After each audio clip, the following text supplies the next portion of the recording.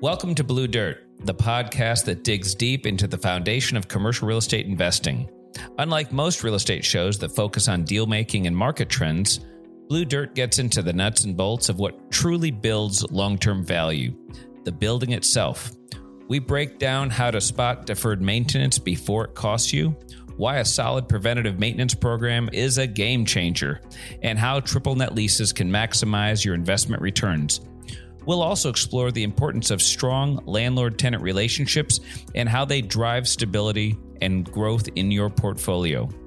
Whether you're a seasoned investor or just getting started, Blue Dirt gives you the practical knowledge to make smarter, more profitable decisions in commercial real estate. It's time to get your hands dirty and build value from the ground up. Let's dig in. Welcome to Blue Dirt, where even idiots can make a killing in commercial real estate. I'm Michael Cura with SVN Southland Commercial Real Estate, and I'm joined with Don Redhead with Blue Commercial Properties. Fantastic. This is part two of a two-part episode. Got that? Part two of a two-part episode where we are talking about property management onboarding. And so in the first episode, we talked a lot about tenant onboarding and financial onboarding. But this episode is going to be focused on facilities onboarding and what that actually means and why it's so important for a property manager to take their time at the front end of a relationship to really lean into the facility. So, Don, why don't we talk about what a facility is, and then we'll break it down into its components and what you do as a property manager. Yeah, I guess for the facility as a whole, it is what it is as far as buildings, outlining property, adjacent property. We're trying to figure out the boundaries and everything that kind of impacts the property, whether there's retention ponds, fencing. We're trying to get a feel for what actually is the property itself and where our ownership, ends and starts and where the neighbors as well. And sometimes, being in the city, sometimes there's gutters going into our gutters, and there's sometimes the fence is on the wrong property, but we'll make it through. So right. But there's always something to figure out. So, and then within a facility, you'll hear us always talk about the 4 points that we always focus on is MEPR, right? The mechanical, electrical, plumbing, and roof systems. Now, of course, there's a lot of other systems, but let's start with those and what's important for you to onboard in each of those systems. Yeah. When we go through the onboarding process, depending on the facility, it can actually take us a few days. And us being, as far as responsibility goes, we tend to prioritize the roof first. Okay, but let's go in order of MEPR. MEPR. Mechanical. Yes. That one, we're very lucky. Season 1 guest, Cheyenne. He is a great member of the team, and he typically helps us onboard from a property management. When we take over a property, he now helps us onboard those units, and he does a fantastic job. The electrical components of it. The onboarding is he's going to identify how many units are on the building. Yep. He's going to get serial numbers, size of the units, age of the unit, whether or not there's any warranty. Correct. So he's going to really dive into that unit to log that in. Correct. Yeah, he takes a lot of time and pride in getting all that information. He does a great job. If it's R22, what kind of coolant it's using, are they package units, split systems? He takes his time. Any issues that he's identifying, historical issues with it. Maybe even when he gets into the duct system, if he's identifying problems with that as well. Okay. All right. So anything else with mechanical that he focuses on? Does he look at any parts that have been replaced, warranty information? How does all that come into play? Not usually as far as parts that are being replaced. I mean, if there's certain ones that are visible, he'll say, this looks good. I was really more referring to if you recently you took over a property, but you can tell that within the last year a big system was replaced. He'll identify like if the condenser was replaced outside. Absolutely. Yeah. If say that it's a split system and the condenser is 2 years old, but the interior air handler is 10 years old, he'll absolutely notate all that information. The good thing is we'll request warranty information from either the seller or the previous management group. We've never really got it, but fortunately, unless the unit is about a year old or newer, depending on the unit, it typically is out of its installer's warranty. Right. And then it goes to manufacturer. And even if you had, a local group, as long as you have the serial number, it still they'll works. pull it and they'll run all the warranty stuff down. But if it's a brand new unit, it's somebody else that you had installed, say 6 months ago, and now we've purchased it, we absolutely want that information. Because at that phase, we'll call it bumper to bumper warranty. Right. Everything's covered at that phase. Okay, great. Yeah. Now let's go to the E, MEPR. The E is for electrical. What do you look for in that? That one we've gotten a bit more, I'll say, sophisticated on. We are really documenting the rough age of the panels, the size of the service, 3-phase, single phase. We're also looking for, is this panel already, I'm going to say, at capacity? Okay. If you're seeing a bunch of blank spaces in the panel, it's typically telling you, hey, there's this panel isn't overloaded. If you need to, say you had a 400 amp service and it was 75% full, that you have some ability there. If somebody wants to come in and do somewhat of a serious build out, you have plenty of power to add. You have capacity. You have capacity. Okay. You're also looking for, are they using MC cable, which is the current? It looks like it's almost like an aluminum corrugated look to right. it. The inspector we had do a project for us yesterday. He's seen some old wiring coming out, and it was commercial at, I don't know the exact time, but he made us replace it. So the building that Don's referring to was built in 1912. Is that when it was? Somebody asked me today. Yep. I couldn't remember. So the building is built in 1912. I don't know when that electrical was installed. Probably not that. Looked a little newer than 1912. We've taken over buildings, where all the electrical was working just fine, but we were doing a renovation. And so we pulled a lot of the ceiling down. And while all the electrical was working, we noticed, and that building was built in 1905. So we're dealing with a 120-year-old building that started off, I don't know what you call the cloth cables. I forget what they had called. There was one they had in there. Well, either way, there's generations of different wiring over the years. And the building told the story of, yes, that one, that's 120 years old. That's 80 years old. That's 70 years old. I mean, so we ultimately decided, let's tear it all out and go back in. It wasn't required by code because it was existing, but we just decided it was better for the overall project long-term to just do it right. Yeah. And now over here at this one, they are mandating us to upgrade a lot of stuff. They are. Maybe was grandfathered in. They're not being unreasonable, but they are pushing it. Hey, just clean this up. And of course we're like, oh, fine. And in our buildings, we want to do that anyways, because it is a fire hazard. So in the building, in what he's referring to, it's roughly 1,400 square feet of a 14,000 square foot building. Well, that one unit putting the whole place on fire, nobody wants that. So, I mean, we say we don't want it, but we're also willing to pay for these upgrades to make sure it doesn't happen. Correct. That's the difference. Absolutely. So we will put our money where our mouth is to increase the safety of these buildings if we can. Correct. So that's what the main thing that you're looking for electrical. MEPR, P stands for plumbing.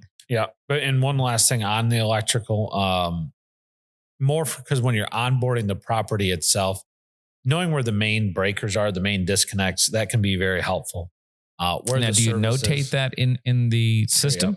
Yep. Okay. We'll notate where those are. We'll also notate same thing with plumbing, where the actual master or the gate valve is, where it comes into the building.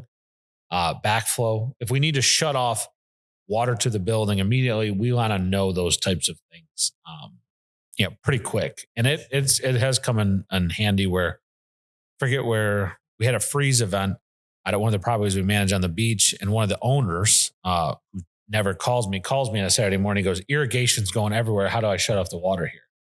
pulled up our software. I go, okay, here's where the shutoff valve was. You never would have found it. Right. Unless someone actually did a good job, onboarded it properly. So I was pretty pleased when that happened. Well, and by the way, so were they. Yeah, that's right. Hey, sorry. Yeah, I don't know where it is. Okay, bye. Right. You just got to deal with it. But how valuable is that when you have, an owner call with a major property having an issue, and you keep such copious notes that you can say, okay, and you tell them where it is. They would have never found it. They obviously looked in advance. I guarantee that. And it was buried in this huge amount of vegetation, bushes. That was all landscaping. It looks fantastic. But I was like, hey, do you see that red stick sticking up? I go, it's just to the right of that. And he got in there and he turned it off. But it was see, that's kind of unbelievable. So, but knowing where those emergency shutoffs are is part of the onboarding for us, so we can identify those. And that's not something I really would have thought of. So we had to learn the hard way. Most of just so we all know this sheet has only gotten this long because of all the mistakes that we made. It used to be a third of this, and now it's like, oh, by the way, we didn't know this, so let's do it this way now. Right. But yeah, that was a good one. And on the electrical, the other part that we do, and we'll touch on with this part, as part of the onboarding, we also onboard the meter. So we do want to know what the meter number is. Meter number, yeah. Yep. For that, because there's so many times that, especially with a multi-unit property, that they're not labeled correctly. If we're calling for whatever reason, maybe we're going to turn the power on our name temporarily, maybe we're going to renovate it, so we do it. Or we're just going to do it because it's been vacant. We want to keep, the AC running. Knowing that meter number is very helpful. Right. So get that off the meter can. That's the thing on the outside. Well, and how many times, have we been in a multi-tenant situation where somebody says their electricity got turned off? All the time. Because the tenant moved out, but he turned off the wrong meter. Even when it's labeled on the can, the meter, and it says the unit number 4 or whatever, and we provide them the meter number, somehow it still gets missed and somebody goes and turns it off and turns this on. It happens. Yeah. So yeah, that is absolutely okay. Plumbing. We already touched on know where the shutoff valve is, right? The backflow. Right. That's the other part. Irrigation. If there's an irrigation timer, that's always important. Know where that is because you can have issues. The other part with the onboarding is we do this more when we buy the property, but it's probably not a bad thing. It's somewhat, we tend to get the drains and everything cambered. We get the main sewer lines cambered to know what we're dealing with when we purchase a property.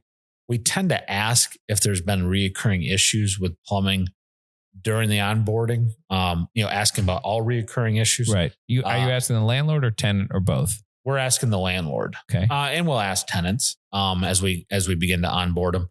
But typically we're asking the previous property manager or the owner if there's some reoccurring issue that they've dealt with. And if they do complain of plumbing, then we advocate for getting it cambered as soon as we take over management, because our goal, as selfish as this sounds, is we don't want you to see, I'm going to say me or someone who's not one of the regular maintenance guys all that often. And if we're there a lot, it's because there's a serious problem that we're trying to identify. And during the onboarding, we're there a lot. But if that type of issue shows up later, then we're obviously not onboarding it properly. Right. So we're coming in, trying to identify the real issues so we can come up with a plan. And that's one of them. Plumbing. I mean, you can notate what kind of hot water heaters you have as part of it. But really, I would say just the biggest thing, know where the meter is, know where the backflow is, document all this, know where the irrigation timer is. Okay. All that stuff. Good. And then your favorite, the most important. Yes. Roof. That one you definitely want warranty information on. If you can get that from the previous group, try to onboard that. Try to onboard the contract if the roof was replaced somewhat recently.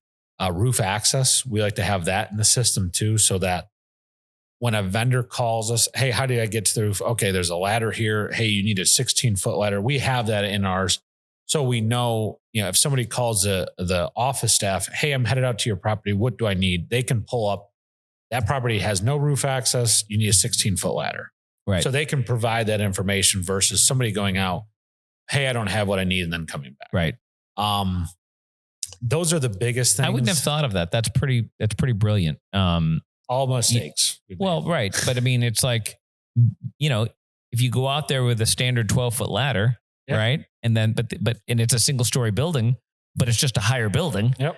Then they've wasted a trip. Correct. And they're not happy. Correct. And not efficient. So, and it's just, and now there could have been a really potentially big roof leak issue that you've dispatched the roofer that maybe took 2 days to get there to make the repair. And now he can't do it again. And you get hit with rain again. Right. So now you missed the window to make a successful repair and mitigate any additional damage inside.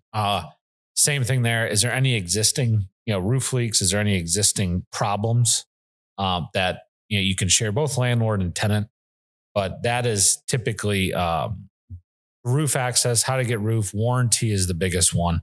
And then of course, recurring issues is just across the board with the whole property. So are you done with the roof now? I think so. All right. So do you focus on, do you typically get previous property inspections? Do you focus on anything like that from other vendors?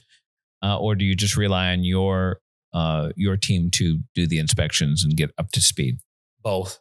We always request any previous inspections, whether it was done by the property manager previously, anything maybe during a sale, as well as when we do it, our onboarding is somewhat of a hybrid an inspection. The other part too, we always focus on MEPR, but when you do take over management, there's a few additional things such as internet. You want to know what kind of internet is already maybe in the facility. Right. They may have fiber. Where is the network closet? You want to know what kind of access control, if it has access control. What are the codes? What are those kinds of things? That's becoming more and more common. Security cameras, the same thing there. Gas, meter setup. You want all of the different kinds of meter numbers, account numbers. So if you took it over from an existing manager or from the owner, if you can get their logins for all that will make your life infinitely easier as you go to transfer, because inherently they're not going to do it the first time. Right. It's going to just be a lagging factor. So I forget where we were going. Well, I think that's the next thing is reviewing or putting in place preventative maintenance programs. So we talked about historical, review of the property, but what about PM services for HVAC or even roofs? I know you've incorporated some of those recently. Yeah. And everyone's such a case by case. It's a good example. A lot of times I've noticed this. The one thing that many of the owners have done, the professional management companies have done, is do have typically good PM services in place. And I'm going to encompass, landscaping, irrigation, pest control, roof inspections, HVAC. They tend to be pretty decent with that. We still come in and it's not, unless the vendor has done something somewhat, I don't even want to say nefarious. They just haven't done a good job and there've been a lot of issues. We'll try to leave them in place during the transition because it's already a big change for the owner, for the tenants. We're not here to disrupt things. And there may be some tribal knowledge that we can gain from those groups. When we do take over, it's also an opportunity to build your vendor base with new vendors that you didn't even know about. Yep. That's exactly right. What we have seen though, that's kind of interesting. When we take over a facility from some of the much larger organizations, what we find is they'll all usually use the same exact vendors, and they have a master agreement and amendments to that master agreement with these vendors per location. So the second that they lose the contract for that vendor that's in place stops immediately, which I thought was kind of interesting. And in some cases, I don't know if it's to maintain management with the other organization and in good standing, but they don't even sometimes make an effort to keep the contract to maintain, say, landscaping. Is that right? Yeah, it was kind of interesting. So which goes into the other part. You want all the vendor contracts, Right. If you can get as many of these existing contracts, trash, landscaping, fire monitoring, janitorial, HVAC, elevator, access control, a lot of these will have long-term contracts, elevator phones, things of that nature. You're going to want to request every single contract that you possibly can, because every single time we take over property that's new, that has an elevator, it breaks within 2 days. It's like, and I don't know what it is. It's like they're walking out the door and they jam something in there and they break. Yeah. Well, all right. So something that I always have a challenge with, even as a real estate broker, are keys and access. I mean, a building just doesn't have one key. I mean, a building could have a set of 30 keys, and where they go and why. We've inherited lockers, right? Full lockers. So how do you, I mean, it sounds so simple, but that's such a struggle. Keys and signage are the absolute worst part. And it was something that we have struggled with, I think, because of our nature to kind of just go fast at things. And keys and signs are a much slower, calmer process that are better suited for other people. And I'm trying to be that person. But it's like keys always go missing. Well, if you get a key and you don't identify what it is immediately, I mean, when you're handing it to me and I'm writing on the key or getting a piece gone. It's like, well, what does this key go to? I have it and I'll keep it. I didn't lose it. I'll keep it for so long, but I don't know where it's such a pain. And now we actually do a fair job. And I handed out my whole batch to Chris because he needed them. But all of the employees that are, maintenance, property managers, they drive around with a bag of blank key tags. Oh, I need a bag. You need a bag? I need a bag. That and then lock boxes. Yes, I have those. I think the problem that I find with it, and this is where we continue to move to access control, coded door handles, which is just the way of the future because of these keys. It feels not to get a door handle rekeyed for one key is almost as much as the door handle. And that's, I think, the challenge that we struggle with, where it's like, well, I'll just try to remember where this key goes, or I'm not going to rekey these. Right. We've given up on that. People also work differently. It's not the simple 8 to 5, like it used to be, or 9 to 5. People work different hours. So these access control systems are so much more valuable. Certainly to us, we have them on a lot of our buildings, and you can provide access or take it away, in a moment. Yep. And so, as opposed to, oh my goodness, this volatile person who no longer works for us, are they going to come? And then so we have to change all of our locks. So now they have one key. They're not going to give it back, and we have to go change all these door handles. And it pays for it over time. It's very unfortunate. It is an upfront cost, but it will save you a lot of headaches if you can move towards access control. It's worth it. Right. It's worth it. So absolutely. what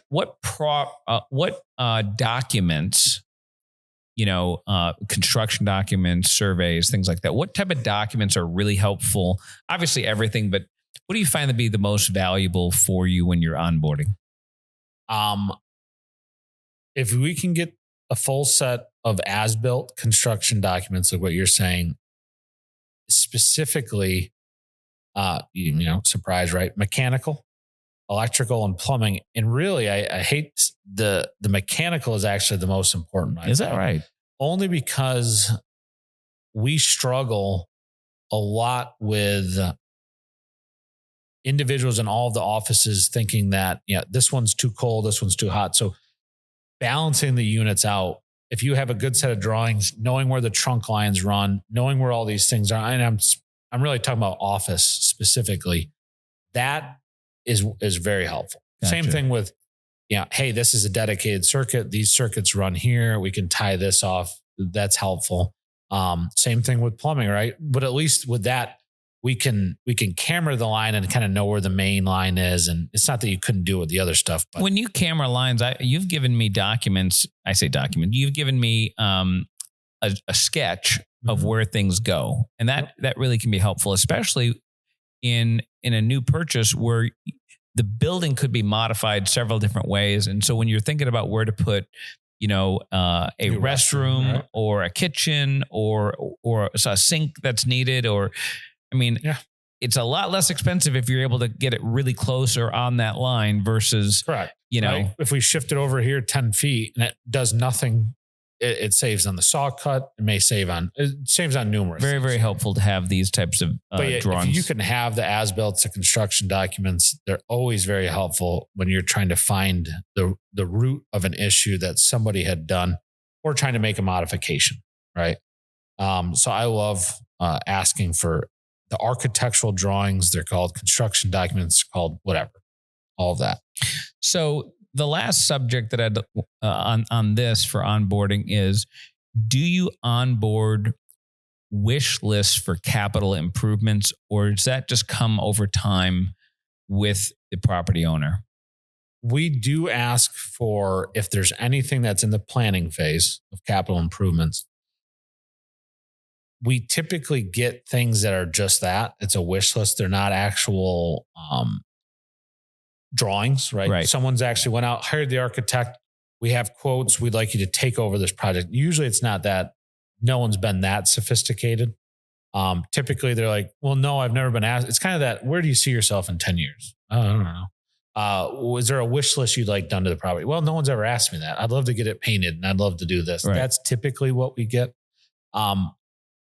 As part of our facility onboarding, depending on the level of the issues, there's one that we have taken over. I've gotten a quote for a true professional inspection. It's a little bit much. I don't know if I want to pay all that. But it's going to be listing of all the improvements that are needed and probably us putting together a 5-year plan. It's not, I'm going to say the wish list that you're talking about, but it's a capital improvement project timeline and budget for the next 5 years. We're not big on the full recommendation all at once. I'd rather prioritize, find the issues that are leading to other issues, cut those off, and then start to march down this path over the next, probably 5 years. Great. Well, you've gotten a lot of information on onboarding a facility. That wraps up episode 2 of 2 for onboarding commercial real estate. I'm Michael Caro with Blue Dirt, podcast where even idiots can make a killing in commercial real estate. That's a wrap for this episode of Blue Dirt. We're here to help you build smarter, invest wiser, and create long-term value in commercial real estate, one solid foundation at a time. If you found today's insights useful, be sure to subscribe so you never miss an episode. And if you know somebody who could benefit from these discussions, share Blue Dirt with them. Got questions or topics you'd like us to cover? Reach out. We'd love to hear from you. Until next time, keep digging deep, stay sharp, and remember, real value is built from the ground up. See you on the next episode.